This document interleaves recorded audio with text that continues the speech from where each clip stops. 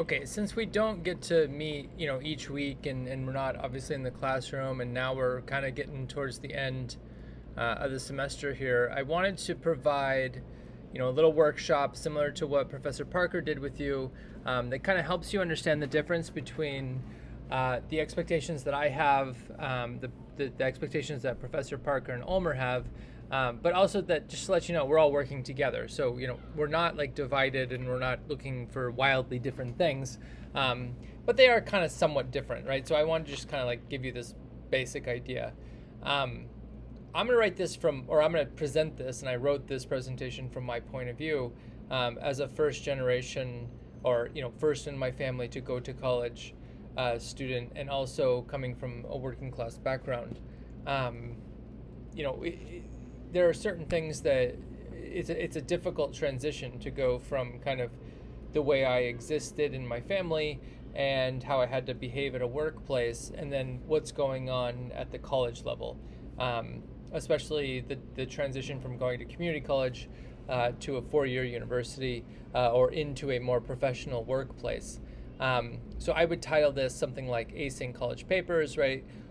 Or, if you really want to know what professors are doing behind the scenes, this is like a confessional. I'm letting you know kind of what I do and then what I know that other professors do. So the first thing is that something that Professor Parker and I especially have been trying to get you to think about in our teaching materials and then in our interactions with you, and then something that Professor Ulmer provided to you in especially those immigrant narratives that you read at the beginning of your English 12 class, is that we all have like these biographical histories that are rooted in relational power. And that's hard for you to see at first, but after a while you'll get used to seeing this all the time. So let me give you kind of, how do you do this in real life with somebody who's done this a lot. So if I just analyzed your K through 12 education, it's been heavily assessed, meaning that, your teachers had to churn in so much documentation about you. They talked about your specific circumstances. They, taught to the test, all these kind of ideas. And so they really focused on providing you like very kind of neutral content that was very vanilla, that you could kind of repeat back to them, and that probably didn't really mean very much. And that nobody really understood what on earth they were talking about, but as long as you said it a certain way and you used certain words, then you'd get a good grade. And that's why Professor Parker really got you to think about the mental model of if it's tested, then it's important. That starts to become like dramatically less true because your K through 12 educators were focusing on low-level skills. That's because of the assessment model, right? You have an assessment system, and so your teachers respond to that. That's very different than the education system that myself, Professor Parker, and Professor Ulmer went through, where they were much more focused on critical thinking and a large like writing and other kind of more traditional points of view. So that's a huge gap. So when you come to college, the first thing you have to understand, there's like no assessment. Nobody is coming into my classroom telling me what I must do.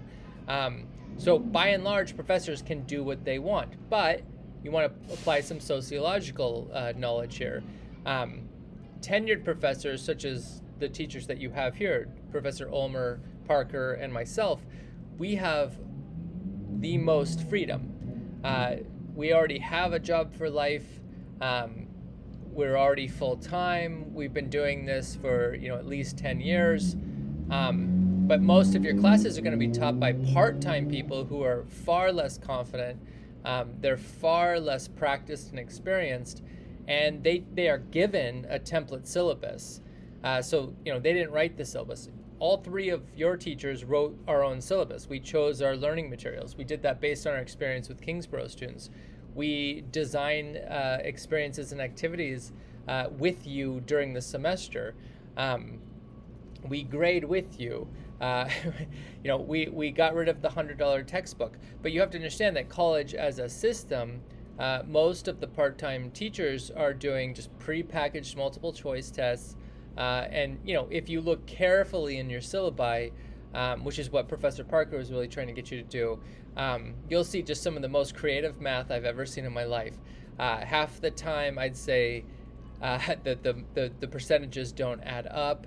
And then there's always this clause, which you're going to experience directly in my class, because I kind of was trying to do too much with this group, and now I have to respond to you. We reserve the right to change the grading scheme, again, because we can do whatever we want. So what does that matter for here and now? We want to help you. I mean, these three, at least, I can't speak for all professors, but the three professors you have and your advisor, I think we are somewhat unusual, although Kingsborough has a large number of people like us, that we want to make this as meaningful for you and as particular to you, right? So I've tried to reach out to all of you based on your academic majors, based on your interests, and really to speak to you one-on-one. Sometimes that can be kind of tough, but it's because I want you to do well. So I'm going to show you this, like, overall. This is behind the scenes, right? So this is what I'm using to do your final assessment for your final version of the letter that you give to Professor Ulmer. By that point, I hope I would have helped you with the political process. You'd understand those points of view, and if you hadn't by then, right? We ran out of time. So by that point, I'm really only looking at three kind of characters of your ability. And again, this is not really so much that this is what I'm doing as much as the department.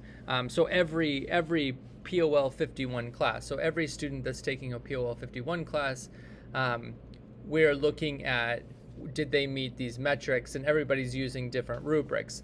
So I borrowed this from some of my friends and colleagues at LaGuardia Community College, largely because this does not punish you for grammar or for language usage. So if you're an English language learner, you're not going to be punished.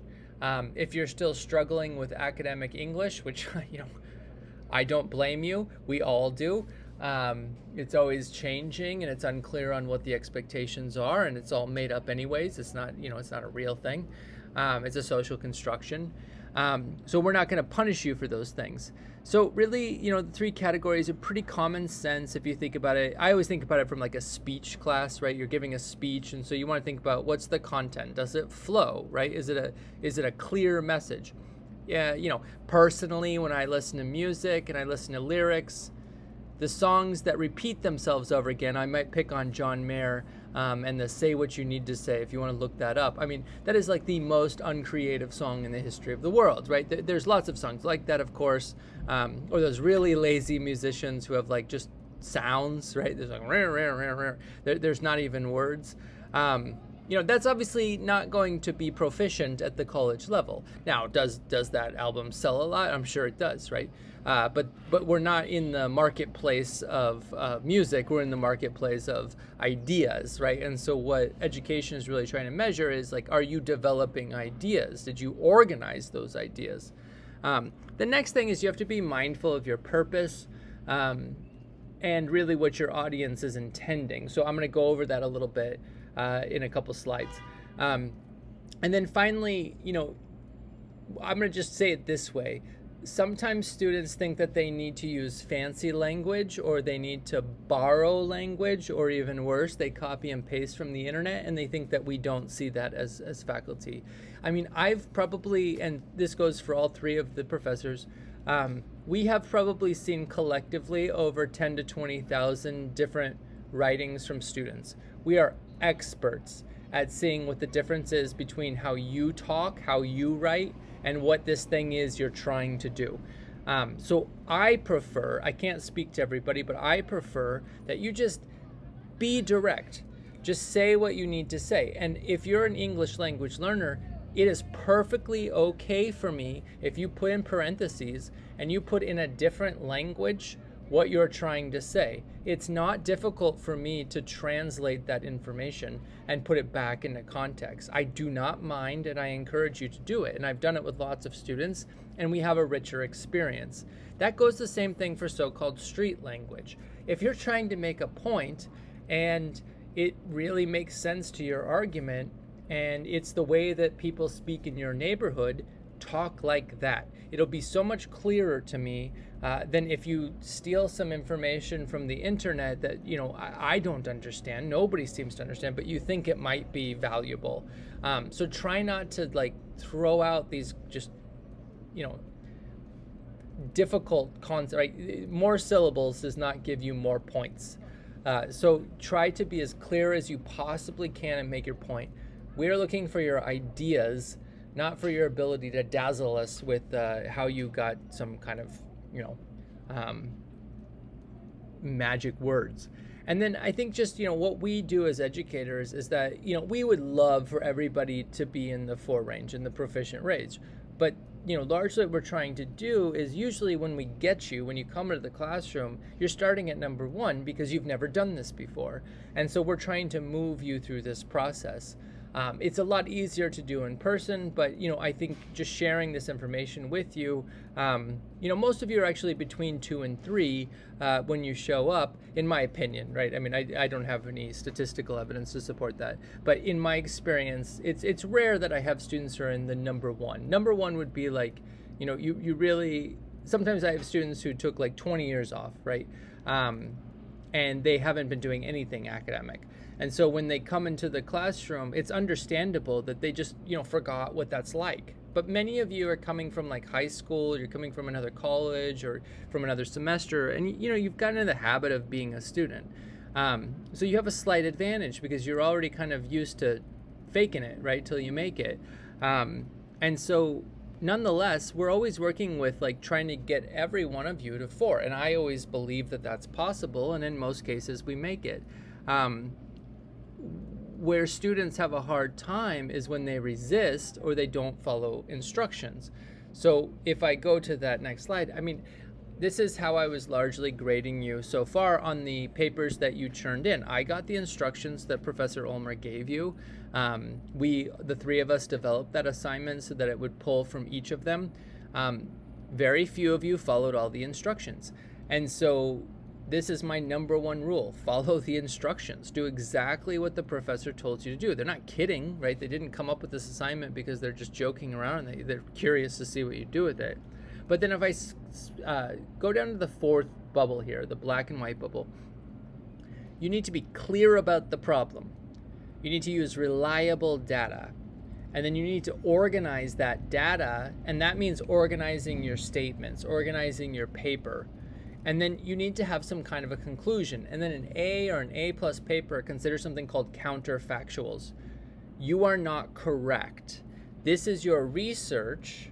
This is what you're presenting. This is what you interpret. But it's not the truth. It's not a fact, right? So there are other possibilities, and you need to talk about those possibilities. Education or higher education is not about proving things. It's about showing that you had a process and you have evidence for that process. But there's 50 different ways to make a record. There's 50 different ways to write a paper. And so you didn't discover the absolute 100% truth of the matter. You are not correct just because you said it. I mean, you've been thinking about these issues for 6 weeks, right? There's people who've been studying things for 70 years. And so you have to try to put it in that perspective.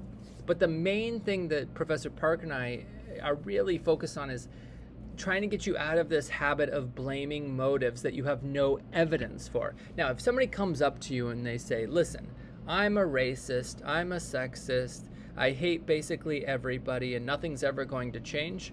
Okay, that's data, right? They told you, you write it down. Now, you'd still have to observe them. Maybe they're lying, maybe they're confused, maybe they have other issues. But at least you'd have some data that supports what they're saying. But you can't just watch somebody and say, well, they're a bad person and they're doing it because they're bad. That's interesting. And we could study you and try to understand what is going on that leads you to these kind of conclusions. But that's not an academic thesis. So what are we looking for, or what specifically are the bosses for, right? What are the people who are in charge of the professors looking for? This is an A+ answer from a former student of mine who, when she was academically dismissed by another college, she was totally lacked confidence when she came into my classroom. She didn't believe that she could do it. But, we worked together, and by the end of the semester, she was, back into the system, back into the system of good writing. And so, the secret sauce is follow the instructions, right? I mean, there's not really much more than that. It's not resisting the instructions, not trying to argue with the professor. We take a lot of time to put these things together based on hundreds, if not thousands, of student papers. And so we're trying to make this as easy as possible for you. But the other thing is that, you're used to getting sources from Instagram, from Facebook, from, your nightly news, from your family. These are fine. These are interesting information, but they're not academic information. And so I'm going to say this: JSTOR, JSTOR, JSTOR. It is an academic source that you can use, and it's always going to be academic. It's always going to be scientific. It's always going to be peer-reviewed. It's going to go through at least a year-long process where people question every aspect of the paper itself. And so it's not just thrown out there because somebody had an opinion that day. Now, finally, look, there's subjectivities are important. Your personal narrative, your experience is important, but it's more of like an art and a science put together, but it's not really traditional. So it's okay for me, right, in my class. I want to hear what you think. I want to hear what you're experiencing. But that's because in my work, in my class, I'm looking at the politics of exclusion. I'm looking at the rare cases. I'm looking at the people who are on kind of the outside in. In a sociology class, they're looking at the majority. They're looking at social norms. They're looking at kind of like, what are most people doing? So you have to collect a lot of information for that. And so you should be able to know the difference. And then traditional education is like, well, what's been said for 200 or 300 years, right? So you need to know those three kind of, ways of collecting data. Now, is this confusing? Absolutely. I totally agree with you. When I first went to community college, this was like, are you crazy? What is all this stuff? But, a helpful book that you could read if you wanted to, and you could just search the title and put PDF and get it for free, or at least the first chapter, is about, there's a lot of educators who are now pushing back on the idea of the traditional or the historical model, largely what you got in your K through 12 education, which is, there's one narrative, there's one way of writing, there's one way of thinking. We think that's racist, and we think it's sexist, and it's certainly cultural supremacy. So, one thing that we've been doing in these classes with you is we're confronting class, we're confronting race, we're confronting gender and sexuality, we're confronting immigration status. And so it's perfectly okay, and no one has told you not to, in these classes, to do something called code meshing, not code switching. I don't want you to change your language because of, you think there are expectations. Now, you may need to do that in other classes, but in my class, it's not an either or. Speak the way you need to speak in order to convey your ideas clearly. Now, here's something I do, something you can think about. I write 3 versions, no matter whether it's, an essay, it's a 25-page academic paper, or a book chapter, or a book proposal, or even like a PowerPoint presentation. The first version is just for me. I whip through that. I get that done in like 10 minutes. That's easy, okay? The second one, I try to think for a second. I take those counterfactuals and I say, okay, if somebody totally disagreed with me, what would I need to write in order to meet, their disagreement? And say, well, I've thought about what you said, but this is my answer to that. This is why I want to go a different direction. That one takes quite a long time. It's usually my most frustrating one. But then my final one, the one I churn in, right? That's the third one. That's the one they want. Right? That's what the professor wants to see. That's what the book publisher wants to see. That's what the people who are going to the presentation want to see. And so I give them that one. Now I keep the first one, right? It's important. It keeps all my notes. It makes me feel good about myself. I'm doing this great work. But it's an editing process. Now they're not wildly different, the first and the third one. They're, not that, they're somewhat different. But they're not that wildly different. And that's why it's meshing, right? You're taking a few different things, and people do this all the time. You just don't think about it. And so all we're really asking you to do in these classes is for you to think about how you're putting these pieces together. You're learning a few new things. You're learning about federalism, not just the definition you learned, but what it really means, how it applies.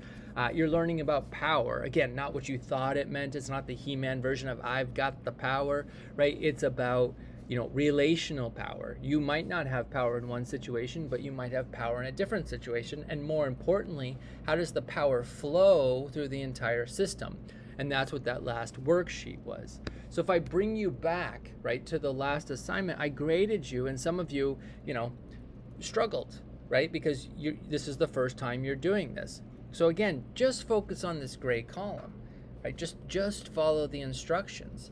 Clearly state your problem within the political context, meaning you need to do some research. What do Republicans already say about this? What do Democrats already say about this, right? What does this president say that's different than the last president? What are people in politics, in New York City Council, doing about these issues already, right? Many of you are thinking you're coming up with these ideas for the first time, but once you do some research, you start to say, oh man, people have been thinking about this a lot longer than I've been born. Right. So you're not going to come up with a brand new idea that's going to change everything. At best, you're going to say the same thing that somebody said 100 years ago, but they forgot about it. And that's a good way to think about it. What are people forgetting about that societies have done before? Lots of doctors turn to the Spanish flu or the pandemic that started in Chicago in 1918, to see what they should expect and think about. You could do the same thing for the economic recovery. What's it going to look like? It's going to look a lot like that one.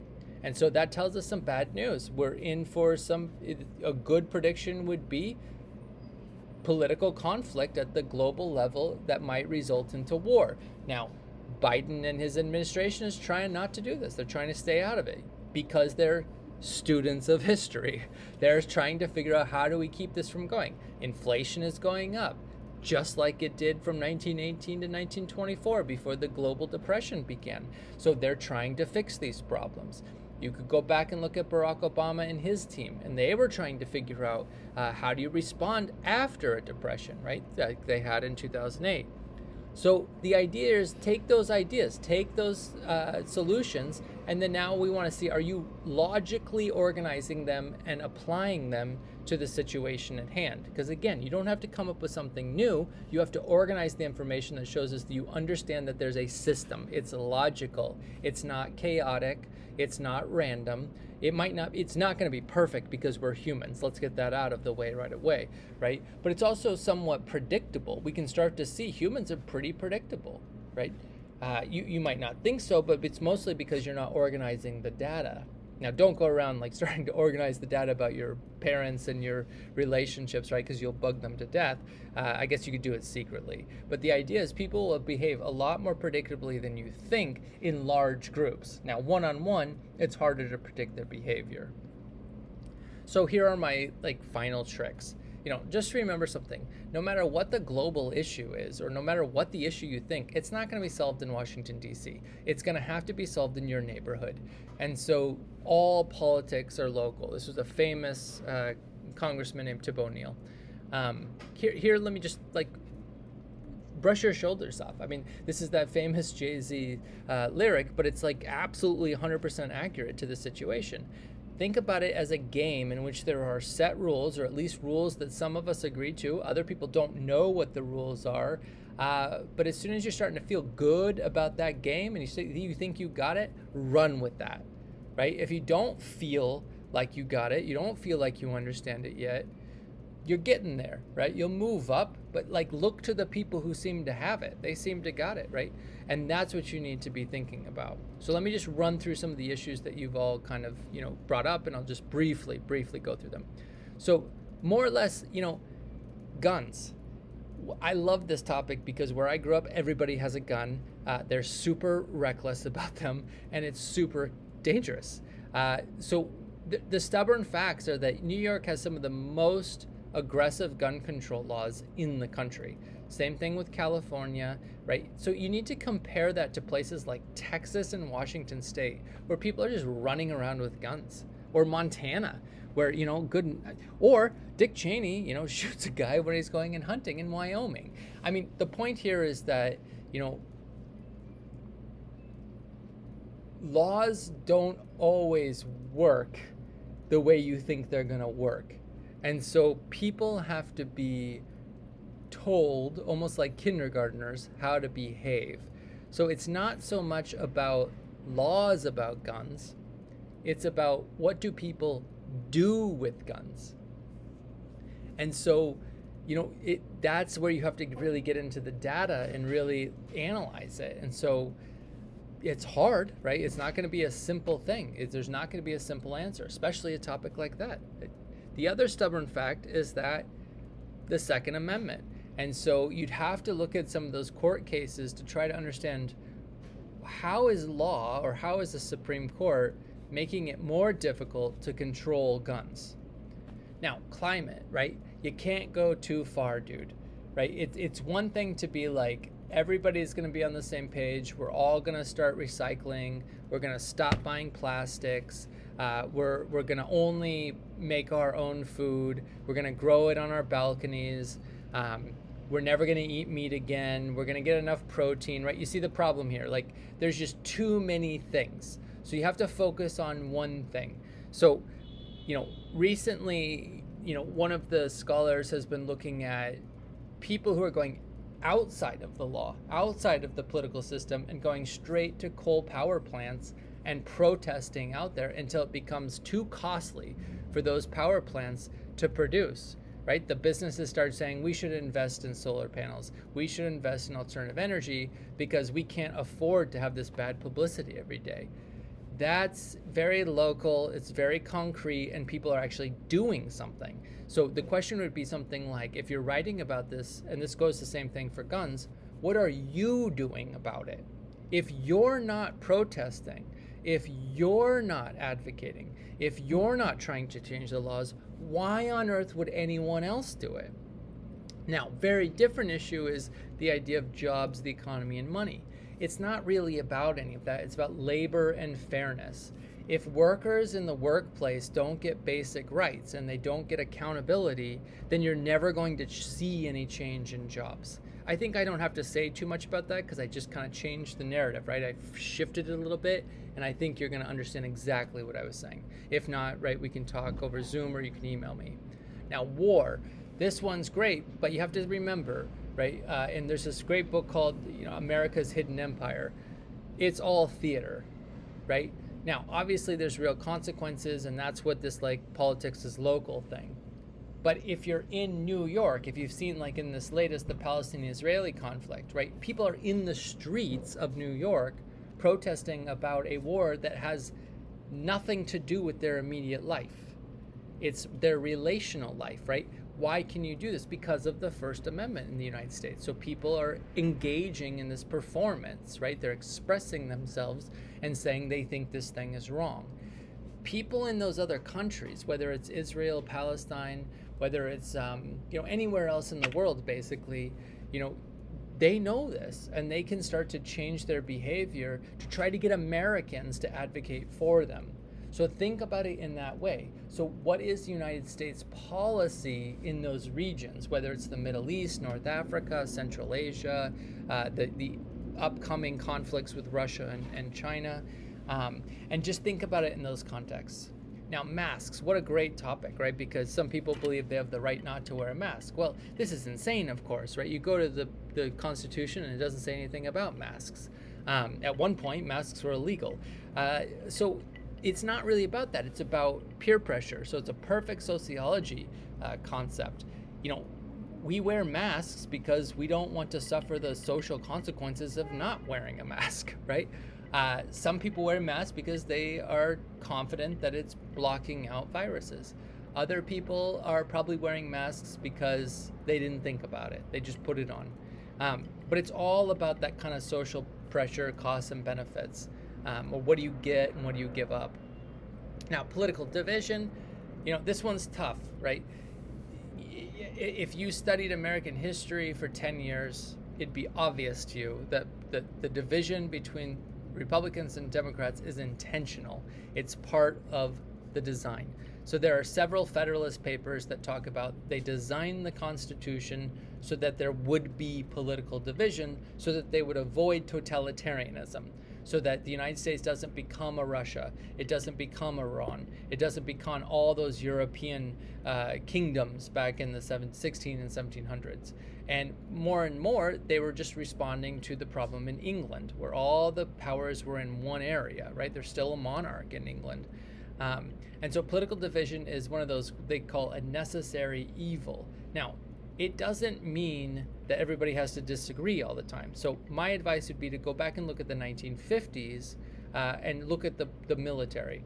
At that time, the United States military officer corps was equally represented in both parties, meaning that people either were in the Republican or the Democratic Party, or even the largest group was nonpartisan. In other words, they agreed with parts of both of the parties. And so during that time, they worked together. For instance, they had over a 90% tax income rate of the rich. They built public highways. They desegregated schools. They did all this amazing stuff. The civil rights movement begins. The court is protecting people's individual liberties, right? So political division meant we have differences in opinions about how to get to a goal, but the goal is the same thing, right? All Americans, we're all living here under the same place. We're all in this together. Federalism was intended to make sure that that process continued, where people would have to think about alternatives. But more importantly, it allows for a democratic experiment across the country. So California is leading the way, right, in reducing global emissions. New York is leading the way in vaccine distribution. Idaho is lagging behind in both of those issues. And so it draws examples and lessons as one giant big social experiment. Now, is it the best system? Maybe, maybe not. It's hard to say. A popular quote is, democracy is the best system because no other systems have replaced it. I think that's a little bit limited in thinking, right? But the argument here is you can't just throw it out because you disagree with the political structure. Now, homelessness and racism go hand in hand. So homelessness is a racist legacy. All you have to do is look up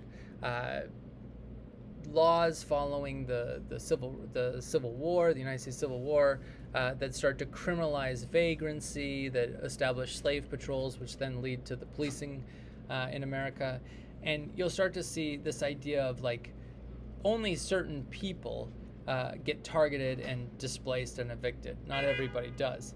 And then finally, racism as a problem in America is not a new problem. It's a 300-year-old problem. And all that information you got from sociology has hopefully allowed you to see that there's this legacy of enslaved people, right? So the economic system that chose to enslave a particular group of people is what we still live with today, largely because people don't want to learn that history. They don't want to talk about racism. And so they certainly don't want to give up their privilege. I work with a lot of people who they're starting to understand, well, I have white privilege. And so their immediate reaction is say, well, I need to withdraw. I need to get out of the way. I can't be in charge. Well, notice that they do that after they get the job, after they get the education, after they get their house, after they have their family. I mean, they want all of the benefits. They're taking all of those benefits, but they don't want to give up anything. They don't want it to cost them anything. So that's the legacy, right? That's the same situation that you're reading about in Homegoing and that I presented to you in some of the materials early on the semester. So those are my tricks. You just have to churn the story a little bit, right? It's not about the intent of people. It's about the system of government. It's about the social relations of these groups and where there are costs and benefits. It's just a game. Now, life is obviously not a game, but this is the way to think about it when you write college papers. I hope that was helpful. If so, let me know, and if not, let me know, and we'll do a Q&A about this presentation.